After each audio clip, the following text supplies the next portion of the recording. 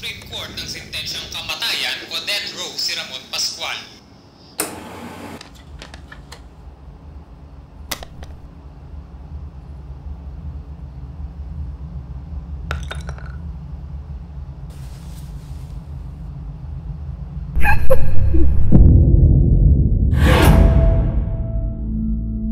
Matagal na ako nandito sa Santa Lucia.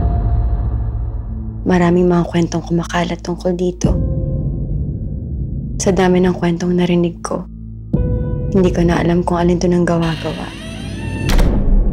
At alin doon ang paniniwalaan ko. Pero ito, ang sigurado akong totoo. May nagpakamatay.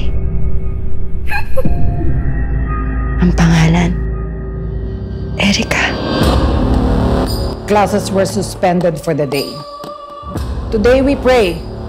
We mourn. Ano nangyari kay Erica?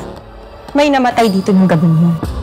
Kung manggugulo ka lang habang ang iba ay nagluluksa, bibigyan kita ng muling pagkakataon.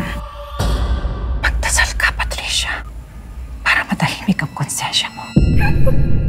Magandang gabi, Eri. Labas tayo dito, Miss Pat. Saan tayo pupunta? Gusto mo pa rin bang sumama? Kung pwede lang sanang lumabas dito.